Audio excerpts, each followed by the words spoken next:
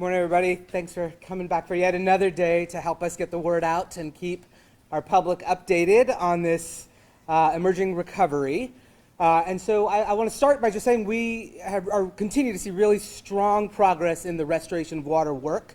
Our distribution system is fully pressurized, 19 filters and 5 pumps actively working, support from 2 backup pumps, but now all water zones are pressurized above that 20 psi threshold, and the reservoir level is at 18 feet. Our boiled water advisory remains in place for now, and we're making headway on the testing process to confirm that that water supply is safe for drinking. We began collecting our first round of samples across the system yesterday, and we expect the results from those by around 3 p.m. today. Remember, the second set of tests happened 16 hours after that first round, and so crews are out collecting those samples now.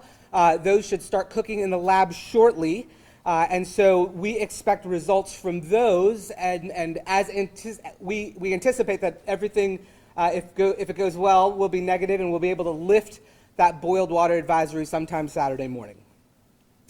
Want to just provide a little insight into the testing process, right? The first round and second round separated by 16 hours, but each round of testing requires pulling multiple samples from multiple points across the entire distribution network. Those samples are then prepped and submitted to the lab and then looked at in an incubator over 24 hours to see if there's any bacterial growth. Once you get to that 24-hour mark, if there's no bacterial growth, that's deemed confirmed a negative test and that water is safe for consumption. We just, as a precautionary, yesterday we actually took some samples from the entry point at the water plant just to make sure the filters were up and running, and so we have 2 different sites there that have been confirmed as negative, so that means that our filters are doing their job. But again, we need to get confirmatory testing out at the distribution points throughout the network. As you all know, we are expecting another winter storm that will start sometime tonight around 5 to 7 p.m. and go into the morning. And so given our experience from this past Monday, here are the steps that we have taken to bolster our staffing, to bolster our resources at the water plant, in an effort to just make sure that we can provide operational continuity. So we have brought in additional supports from our state and regional partners who will be on site at the water treatment plant. The staff component that will be on site at the treatment plant tonight includes employees from all trades, including mechanics, electricians, plant operators, internal engineers. We will also have additional consult support. So, for example, the consulting firm that oversees the IT system will be on site. The Virginia Department of Health will also be on site, and then some contracted engineers will join us as well. We've also had additional equipment that's been delivered and installed, the new battery backup battery that's come in, as well as additional repair parts that'll be on sites and additional filters if those are needed. We've instituted that supervisors do visual inspections of all the components of the operation, and during each shift, we'll be doing a checklist roll call and reviewing processes across all of the essential areas of the plant operation. We have refreshed the plant emergency contact list, and then we've instituted a process for hourly status check-ins. Outside of the plant, out in the community, our DPW team, Department of Public Works team, is activated. They have been salting and sanding roads. Plows are ready if needed. And so, our immediate priorities, though, really remain focused on the successful completion of the testing process and the lifting of the boiled water advisory, and then ensuring that we are fully supporting the water treatment plant operation tonight and can get through the storm. Because of a lot of the shifting of staff, you may see some changes to the water bottle distribution operation today. So again, I'll hand off to Tracy to give you an update of what we're doing to distribute water out in the community. Absolutely. Thank you so much, Mayor. Again, good morning, everyone. I'm Tracy DeShazer, Deputy Chief Administrative Officer for Human Services. So this morning, I am again going to be providing you with an update on both our inclement weather shelter operations as well as water distribution. First and importantly, we are further enhancing our water distribution efforts to ensure that our residents continue to have access to the resources they need. As I have shared, our water distribution efforts are and continue following two tracks. Track one is our prioritization of our residents who may be experiencing the greatest need. Again, this includes our children and our child care facilities, our older adults, individuals experiencing homelessness, our immigrant and refugee communities, and communities who may be facing other barriers. As a reminder, residents with mobility and transportation and other challenges should continue using 311. Richmonders, we ask that you reserve this option for those with the greatest need. Yesterday, I provided you with several considerations as you make your request. Consider your neighbors, but know that if you are in need, we are here to serve you. Next, I would like to address our Track 2 citywide distributions. Distributions across all 11 designated sites will continue today. At those sites, residents will continue to have access to bottled and or carton water. Distributions will begin again today without delay. Again, I want to emphasize, they will begin again today without delay at 10:30 a.m., again, across all 11 sites. Now, I do want to take a moment to first just acknowledge the challenges that we experienced yesterday. As I shared with you during yesterday's press conference, that those challenges really started as a result of an issue with our large truck that we had coming in with the bulk of our supply yesterday. As we experienced issues with that truck and just some navigation around it, it actually got stuck in a particular area. It did delay our ability to then get the water off of that truck, ultimately out to those sites across the city. So we recognize and acknowledge that we had a number of residents that were in place and ready at that designated time that we shared, and they were waiting. And so one, we apologize for that, but please know that given those lessons learned yesterday, we have corrected and remedied those issues so that we are ready to go this morning, and again, promptly at 10:30 a.m. Now let's discuss our enhancements.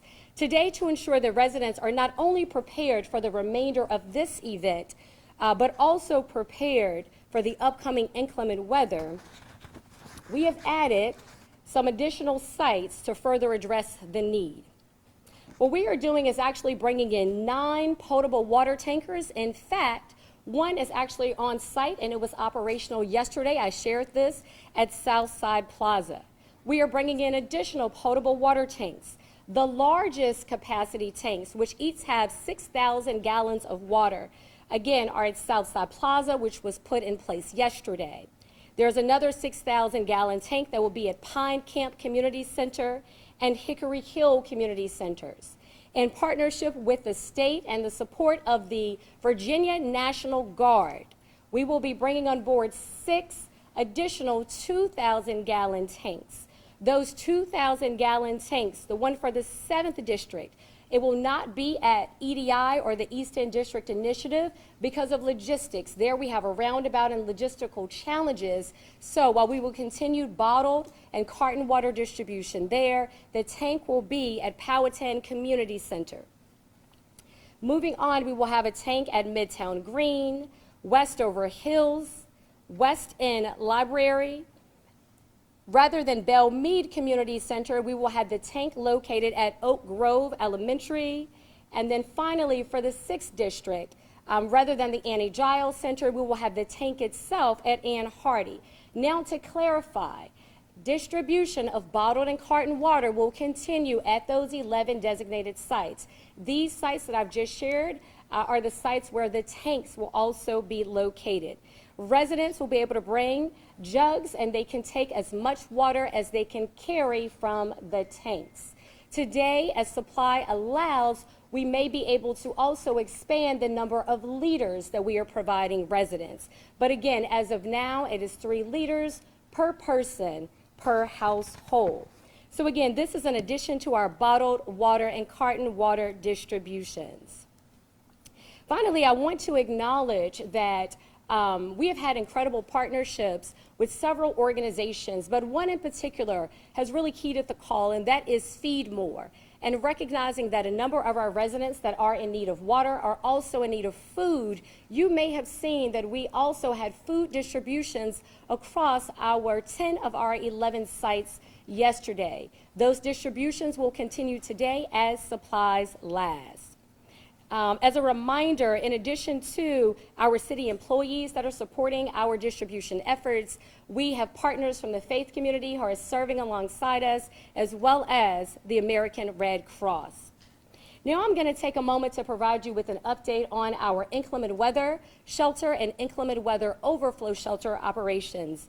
As I shared, we continue to operate the inclement weather shelter in partnership with the Salvation Army at 1900 Chamberlain Avenue. That site does have capacity, and it is a slight expansion of 106 individuals. That includes capacity for single adult men and women. Marshall Plaza has been activated as an inclement weather overflow shelter. There we are serving single adult men, single adult women, and children and families. And then, as I shared yesterday, we did have to activate the 2nd Police Precinct Community Room. So far there, we are serving single adult men. Again, we continue to be prepared and here to serve. I'll turn it back over to you, Mayor. Okay, now we're going to open it up for questions. We're going to start on this end of the room, work our way down. Let's try to restrict it to one question. If you have a follow-up question, please try to keep it concise.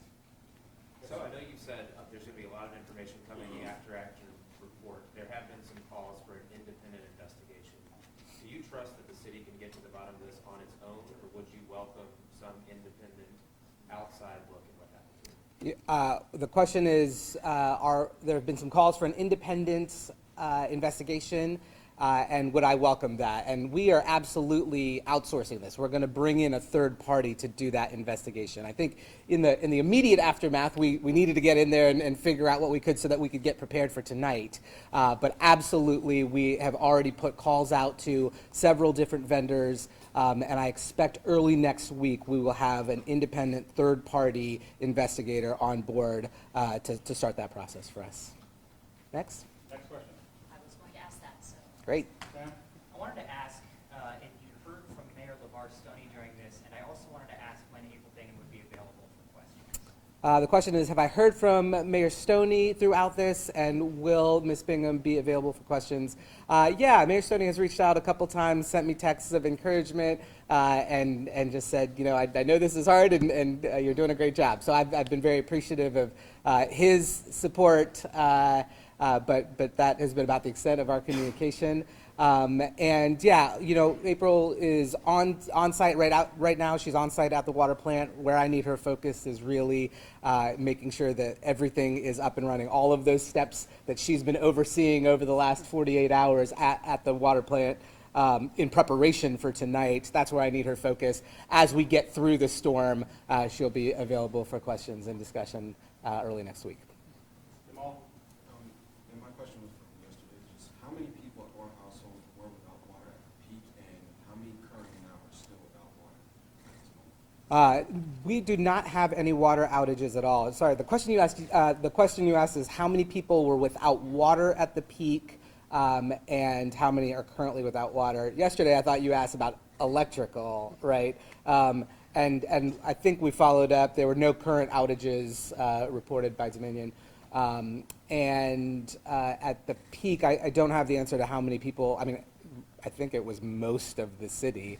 There were some folks who maybe had some trickle of water, but it was a city, and not just citywide, but really the regional distribution network that depends on us. I think almost everybody was out of water. So Will we be able to get those numbers soon? you want the total number of households that are served by our distribution network? Okay, yeah, we will pursue that. Thanks, Jamal. Does the city have any plans to provide rent relief aid to those who couldn't work because of the lack of water in the city? The question is, does the city have any plans to provide rent relief aid for those who were not able to work because of the lack of water access? We are pursuing pathways at both the state and the federal level for recovery funds. And if we're able to procure recovery funds, we would absolutely love to help support folks who have really suffered as a result of this event. Thanks, Chris. Mr. Mayor, you addressed the precautions that are being taken ahead of this weekend to ensure that we don't see anything like this. Again, can you address or speak to what, if any, precautions are being put in place to stop this from happening just on a regular day, just to ward off of this without severe weather or any other factors like that? Yeah, the question is, I've talked about precautions for this weather event. What precautions are we putting in place for standard operations at the water treatment plant? I'll just remind everybody that it has been 21 years since we have had an outage. It was 2003 during Isabel where we had flooding at the water treatment plant and a boiled water advisory, and it wasn't quite as severe and extended as this. But so part of our after action review will be investigating what actually happened to lead to this event, looking at what investments we need to make, whether there are machinery, infrastructure, information technology, et cetera, and then really preparing for resilience and sustainability beyond this initial period. So more to come on that. I mean, we will absolutely need the help of this independent assessor to really map out those recommendations, and we'll absolutely share them at that time. And the special precautions for this weekend are only in place for this weekend? That's correct, yeah. Next question. So I believe that you guys said yesterday that it was still a possibility that that boil advisory would potentially be lifted later today, but it seems like the timeline with the testing taking place, even if both of those tests came back negative, would be the earliest Saturday morning. I think a lot of people are feeling like you guys keep moving the goalposts, not a lot of transparency here. Can you speak to that? Yeah, the goalpost keeps moving because I was pretty clear about this yesterday, that we cannot start the testing process until we have full pressurization of the system. And so, we thought we would get there, the reservoir was full, but it was dynamic based on consumption, right? And ultimately, we got enough water out, the reservoir was able to provide pressure to the entire system, and then we were finally getting to that point where all 9 distribution zones met the 20 PSI threshold. And so that is when we could start the collection process. At this point, that first round is in, as I said, and so we're doing the second round of collection right now, and that should be in within the hour or so, and then we will have a final confirmatory read sometime Saturday morning. Next question over here. Yes, you mentioned earlier that we do have a lot of aging infrastructure, particularly at that water treatment facility. What tangible steps are being made to ensure that real investments are being made so that we don't have to keep referring to aging infrastructure, but that we have something that's more up to date and robust to prevent things like this from happening again? Yeah, the question is what tangible steps are being made to address aging infrastructure. And I'll first say that, investing in update, I mean, this is hundreds of millions of dollars of investment that likely, not just at the Richmond City water treatment plant, but to our entire system. And so I think part of our after action process is looking at all of the options, right? What does it take to really modernize our system? What kind of investment and how available might that funding be from both the state and the federal level?